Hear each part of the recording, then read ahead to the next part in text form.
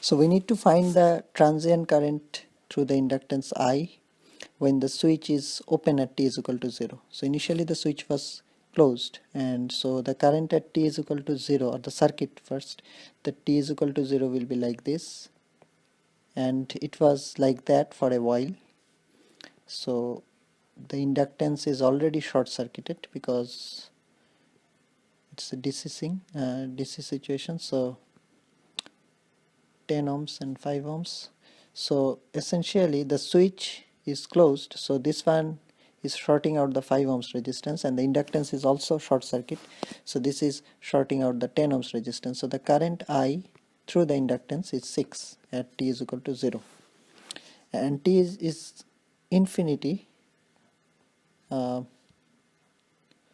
Okay, let's do first t is greater than 0. In last video I probably wrote t is greater than equals to 0 by mistake, but we should consider t is greater than 0 because at equals to it has a certain value and then the transient begins. So anyway, it should be t greater than 0. At t is greater 0, the circuit becomes like that when the switch is open. So this one is open, this is like that, and this one is there. So that's 6 amps, 10 ohms and 5 ohms again, and 1.5 Henry. So basically now we have this circuit, and we can see that we have to find the transient current I here. So there is a source here, so we can write the standard solution of such inductive current is this one, e to the power minus t over r. So time constant is L over R, but it is in the denominator, so it's going like that, and then plus C. So that's the form. So this is coming from the natural response, and this is coming for the forced response, and the forced response forced excitation is of course a DC, so the response is a constant value. So this is the general solution. This will be the total solution of the inductive current. So all we need to know is we need to find the constant A and C using boundary conditions. So at t is equal to 0, we already have established that I is equal to 6. But what is I at t is equal to infinity? So at t is equal to infinity, the circuit is like this again, and this one will again be short circuited. So at this situation, what will happen? Because the switch is no more in action, it is open now, so the circuit becomes like this.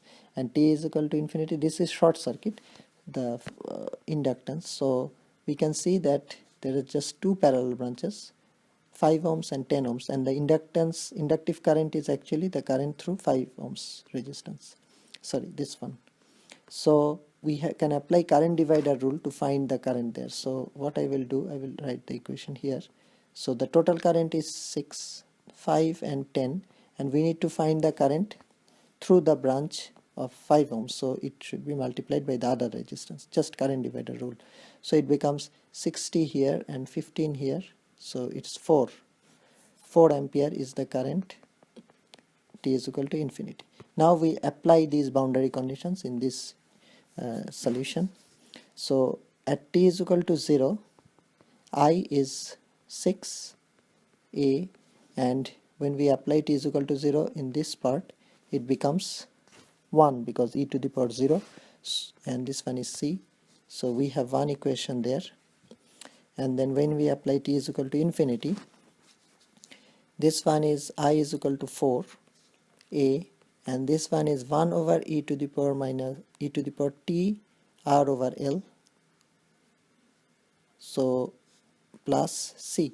So what happens is t is infinity, so the whole thing becomes very large, infinity. So 1 over infinity is 0, so A just goes away, so we can get C is equal to 4 from here.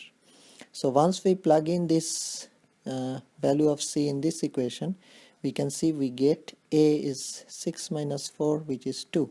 So now we have the solution. So the solution is 2 e to the power minus t r over L plus this one is C, which is 4. Now R over L we haven't established. The R is the resistance that the inductance is. So the inductance, or the Thevenin's resistance as we can say, so for the inductance, so that is essentially 5 ohms and 10 ohms in series, so that's 15 ohms. So R is 15 and L is 1.5. So R over L is 1.5 Henry. So just R over L is 10. So this is becoming e to the power minus 10t plus 4. That is the current here. And if we see now this one, when t is equal to 0, this is the I is 6, and when t is infinity, I is becoming 4, which satisfies our circuit.